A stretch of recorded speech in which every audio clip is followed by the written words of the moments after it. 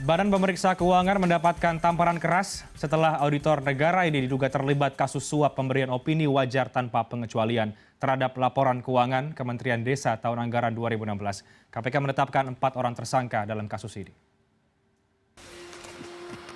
Jumat sore, KPK melakukan operasi tangkap tangan di 2 lokasi, yakni kantor Badan Pemeriksa Keuangan dan kantor Kementerian Desa, Pembangunan Daerah Tertinggal dan Transmigrasi (PDTT) terkait pemberian status wajar tanpa pengecualian. Kecurigaan awal bermula ketika BPK melaporkan hasil pemeriksaan atas laporan keuangan pemerintah pusat (LKPP) tahun 2016 pada Kamis 18 Mei 2017 lalu. BPK beropini laporan keuangan Kementerian Desa adalah wajar tanpa pengecualian atau WTP. WTP merupakan predikat yang sangat prestisius baik dari pemerintah pusat maupun daerah. Dan ini merupakan kali pertama pemerintah pusat mendapat predikat WTP dalam kurun waktu 12 tahun terakhir. Dalam konferensi pers Sabtu sore yang dilakukan bersama BPK, KPK menetapkan Irjen Kemendes Sugito sebagai tersangka bersama 3 orang lainnya. Jarod Budi Prabowo, pejabat eselon 3 Kemendes, Rohmadi Saptogiri, pejabat eselon 1 BPK, serta Ali Sadli selaku auditor BPK. Sugito diduga memberikan uang kepada 2 auditor BPK 40 juta rupiah. Pemberian uang ini dimaksudkan agar Kementerian Desa, Pembangunan Daerah Tertinggal dan Transmigrasi mendapat opini wajar tanpa pengecualian terhadap laporan keuangannya. Dalam proses OTT diamankan uang sebesar 40 juta dan 1.145 miliar plus 1 miliar 101,145 miliar. Jadi hanya rupiah, ya dan 3.000 US dollar. Di ruangan ALS ditemukan uang 40 juta yang diduga merupakan bagian dari total komitmen 240 juta. Sebelumnya di awal Mei tahun 2017 juga telah diserahkan uang 200 juta. Atas penangkapan anggotanya, Ketua BPK mengaku akan bersikap proaktif demi kelancaran pemeriksaan kasus ini. Yang sedang berjalan dengan seksama guna menentukan langkah-langkah lebih lanjut terhadap organisasi dan auditor yang bersangkutan.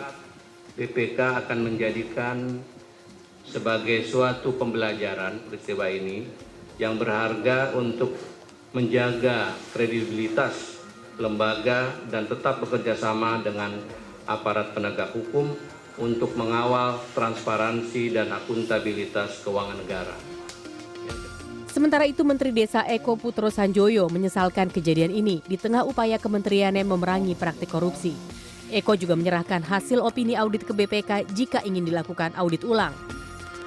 Dan selama ini saya juga sangat menghargai sosok Pak Irjen karena beliau yang termasuk keras dalam memberantas korupsi di Kementerian Desa ini. Beliau juga yang termasuk punya ide membentuk saber pungli, membentuk audit. Peristiwa ini merupakan tamparan bagi lembaga yang memiliki fungsi mengaudit keuangan negara ini. Penangkapan ini bisa saja menjadi momen terbongkarnya borok busuk di internal BPK. Entah bagaimana masa depan negara ini jika pengaudit keuangan negara saja tidak lepas dari praktik korupsi. Suci Bancin, CNN Indonesia.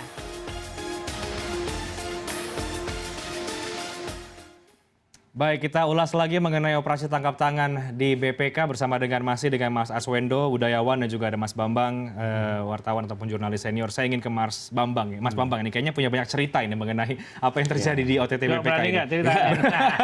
Memang ini hal baru atau sebenarnya lagu lama tapi baru terdengar suaranya? Kalau ceritanya sudah lama, tapi kita mengucapkan syukur bahwa KPK bisa membuktikan bahwa itu betul dan betul dibuktikan. Sehingga bisa dibenahi BPK. Karena kan sebelumnya kita tahu bahwa wajar tanpa syarat itu bisa diperjualbelikan. Itu sudah banyak, sudah lama jual beli. Sehingga kita waktu itu misalnya kaget dengar kok ternyata di satu provinsi yang dipimpin satu keluarga yang sangat korup, ternyata oleh BPK dinyatakan wajar tanpa syarat, WTP ya. Jadi itu kan sudah menimbulkan kecurigaan dan sekarang terbukti. Dan saya salut pada KPK karena KPK bisa memfokuskan pada aparat yang harusnya membersihkan dari korupsi, ternyata mereka sendiri sapu kotor gitu. Jadi bukannya membersihkan malah menambah tambah kotor. Karena ini melibatkan auditor utama dari BPK dan juga Irjen di kementerian. Dua-duanya ini kan tugasnya mengawasi dan memastikan tidak ada korupsi, malah terlibat dalam korupsi. Tapi kalau saya lihat jumlahnya dan juga apalagi kata menterinya Pak Irjen ini rumahnya di gang apa segala ya. Yeah. Ini kalau di teman-teman di ICW Indonesia Corruption Watch bilang ini korupsi defensif, yaitu korupsi yang dilakukan bawahan untuk mengamankan perintah policy atasan. Jadi bisa saja korupsi ini terjadi atau karena ambisi untuk dapat WTP atau karena diperas oleh oknum BPK. Kalau kamu mau WTP harus setor sekian gitu. Kalau enggak sebersih apapun kamu, saya nggak kasih WTP gitu. Nah ini harus dibongkar ini. Apakah ini satu praktek yang sistemik atau perorangan? Saya sendiri pribadi agak curiga bahwa ini sudah cukup sistemik gitu. Oke, jadi memang tidak hanya terjadi di Kementerian Desa saja begitu, tapi juga mungkin di lembaga-lembaga yang lain. Mas Ars kaget nggak kemarin ini ada OTT di BPK ini? Sebetulnya saya nunggu Bambang ini cerita lebih banyak gitu. Karena dia tahu banyak. Tapi beginilah. Sama seperti yang kasus tadi saya bilang budaya kematian ini, mereka-mereka ini yang terlibat ini, bahkan bukan kalau tadi bilang tamparan untuk mereka, bukan. Ini menampar kita semuanya. Justru membuang bau busuknya di kita ini. Karena begini, mereka ini tidak punya kesadaran untuk yang dalam bahasa jurnalistiknya itu disebut donnya itu nggak ada. Selalu ada do dan don gitulah. Ini yang harus, ini yang tidak boleh sama sekali. Nah, korupsi, suap untuk mereka ini bukan sesuatu yang don. Ya, mereka tetap akan melakukan aja. Apakah hanya karena supaya dianggap wajar tanpa apa tadi namanya? WTP. Iya, WTP itu atau keren, nggak korupsi dan lain sebagainya, atau memang diperas, tapi apapun juga, ya mereka memang melakukan itu. Dan itu busuk, itu maling sama juga. Maling juga begitu itulah.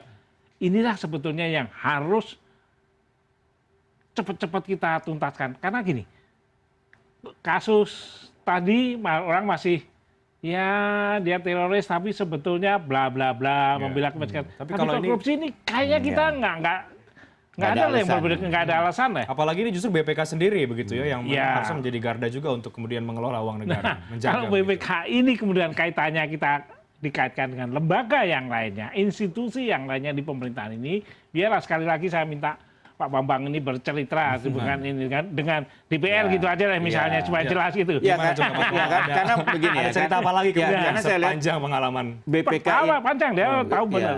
BPK ini kan sebetulnya satu alat yang di bawah DPR untuk mengawasi eksekutif ya.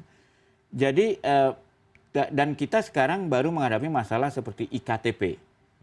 Sebuah korupsi yang bukan korupsi sekedar suap menyuap dalam jumlah kecil, tapi sudah dirancang dari awal. Sebelum proyek itu ada. Sebelum proyek itu ada, bahkan proyek mungkin diadakan dalam rangka mencuri uang. Nah, hal seperti ini tidak mungkin dilakukan tanpa menetralisir taring-taringnya BPK antara lainnya. Oleh karena itu kalau menurut saya KPK harus lebih dalam juga mempertajam apakah suap menyuap di BPK ini tidak hanya menyangkut suap menyuap WTP, tapi juga suap menyuap dalam pengadaan proyek-proyek supaya uang APBN bisa dirampok bersama oleh katakanlah kekuatan-kekuatan politik. Deal-deal yang seperti IKTP itu. Nah tadi Mas Bambang katakan ada ini besar kemungkinan sistemik. Sistemiknya seperti apa yang kemudian saya melihat Mas Bambang maksud? Sistemiknya begini. Saya kira perlu dipertanyakan kenapa sekarang banyak ketua BPK itu berasal dari DPR dan banyak dari Banggar. Jadi itu buat rakyat biasa itu mencurigakan. Sebab kalau atau orang perlu dipertanyakan karena kan kita semua curiga bahwa di DPR yang Banggar itu biasanya adalah anggota dari partai yang ditugaskan mencari uang buat partai. Ya, kemudian kenapa mereka malah jadi pengawas dari anggaran ini? Nah, menurut saya mungkin saya berharap dari sini misalnya dinyatakan bahwa anggota BPK tidak boleh berasal dari orang yang dari partai politik. Bahkan apalagi dari Banggar, dari partai politik aja jangan deh. Karena ini kalau yang namanya political corruption itu dampaknya jauh lebih besar. Artinya harusnya ada kemungkinan besar tersangka-tersangka yang lain. Ya, menurut saya ya kemarin itu kan dinyatakan ini auditor utama apa berani kalau nggak di atasnya ada lagi ya. walaupun KPK mengatakan sampai saat ini belum ada ketua BPK yang terlibat, tetapi kalau kita dengar cerita-cerita sebelumnya, paling nggak di kalangan wartawan, kelihatannya mungkin BPK perlu didorong, KPK perlu didorong untuk lebih fokus lagi mendalami sejauh mana keterlibatan atau ketidakterlibatan dari atasan mereka. Karena kalau ketua BPK korup, waduh gimana Republik ini? Nah, misalnya ini ICW sendiri mencatat ada dari tahun 2015 ya sebenarnya ya, tahun 2000 sampai tahun 2017 ada 6 kasus. Atau mungkin ada kasus lain yang mungkin Mas Bambang ketahui di luar tahun-tahun itu? Ya kalau saya lihat IKTP yang paling gampang. IKTP, IKTP itu kan terbongkar bukan karena BPK. IKTP terbongkar karena kebetulan terjadi pecah kongsi dari pengusaha yang terlibat di dalam ini. Kalau tidak ada pecah kongsi itu, kok bisa kita lihat dana berapa triliun itu, proyek besar seperti itu, kok BPK bisa lolos? Baru belakangan setelah ribut-ribut, akhirnya mereka bikin. Dan kedua, kembali lagi saya seperti kaset rusak nih. Menurut saya ketua BPK itu jangankan bekas anggota DPR, jangan orang yang dari partai politik masuk ke BPK, itu berbahaya. Namun yang disayangkan yang terjadi adalah justru sebaliknya. Justru sebaliknya, bahkan kebanyakan bekas anggota banggar di DPR kok malah dipromosikan menjadi. Ya, ini menimbulkan persepsi begitu ya Mas Bambang ya. Artinya ada apa dengan BPK begitu? Kenapa harus kemudian orang-orang partai yang menjadi ketua orang partai dan bekas DPR gitu. Bekas DPR juga. Nah, Mas Arswendo, melihat ini seperti apa? Tadi saya sedikit mendengar kata Mas Bambang ini, mau gimana nih negara ini nih? Kalau BPK aja auditornya segala macamnya ini sudah terlibat partai korupsi. Ya karena meskipun bahasanya nggak pas ya, kong kali kongnya memang udah dari situ. Yang kemudian terjadi karena diangkat oleh DPR juga dipersetujui nanti ke sana. Nah ini yang mestinya dibongkar habis. Ginilah, mungkin kita ada cara-cara KPK ini. Mungkin cara yang lebih sederhana, KPK panggil Nasaruddin itulah. Ya udahlah, Den, itu bener nggak nih? Ya kamu ketahui tentang ini apa? Dulu lu hubungan kesananya gimana? Mungkin bisa lebih cepat, lebih akurat juga, membutuhkan keberanian. Nah, kalau momen-momen yang sudah fantastis ini tidak segera dituntaskan dalam artian yang sebenarnya, mungkin ya kita akan cuma mengulang dan yang ketangkap ya itu lagi udah selesai. Karena benar ini yang dikatakan Bung Bambang tadi. Ini kayaknya nggak mungkin kalau hanya sekedar jual beli WTP ini. Pasti ada, bukan pasti ada, diduga keras. Bahasanya supaya ini, diduga keras. Ada permainan-permainan lain yang selama ini sudah. Kita nggak usah, karena ini Ahok yang marah-marah itu. Nah itu udah memperlihatkan dari awal udah gini. Tapi kita kan semuanya masih, enggak lah ini masih ini. Karena kalau kasus misalnya kayak Sumber Waras itu menjadi bagian juga dari ini. Betapa ngerinya kalau tadi itu bukan sekedar kita kepingin instansi, kita kepingin BTP, tapi kalau enggak, lu enggak dapet ini. Nah itu kan udah jahatnya double. Dan terakhir kan kasus helikopter ini. Kok di BPK juga nggak tahu. Akhirnya Panglima TNI pun akibat perintah Presiden. Nah ini kan buat saya ini tamparan harusnya buat BPK gitu. Dan lumayan gede, satu helikopter markupnya bisa 220 miliar rupiah. Itu kan zaman sekarang di Google aja mestinya bisa tahu harga helikopter yang wajar berapa. Jadi ini sebenarnya jual beli WTP dan lain sebagainya ini bukan lagi mitos berarti ya kalau kayak gini. Dan ini lebih daripada ini. Ini pasti sekali. Atau diduga keras kan, pasti nggak boleh lah pakai kata. Bener, karena kalau ini tidak ada penyelesaian yang cukup menampar mereka ini, sayang momentum yang begitu dahsyat ini lepas. Pertanyaannya paling gampang gini, kita susun aja lah, teman-teman ICW udah lakukan tuh. Semua daerah-daerah yang dapat WTP, tapi kemudian ternyata kepala daerahnya ditangkap KPK karena korupsi. Itu bagaimana itu menjelaskannya? Itu akan lebih mudah lagi ya untuk bisa kemudian petanya kan lebih sederhana. Tinggal dicari auditor utamanya siapa di situ, siapa yang bertanggung jawab BPK-nya di situ.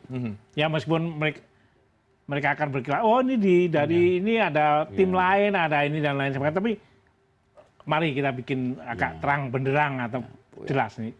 Paling tidak kita tahu either ataukah dia korup atau dia nggak kompeten, itu aja kan. Cuman dua itu aja kemungkinannya.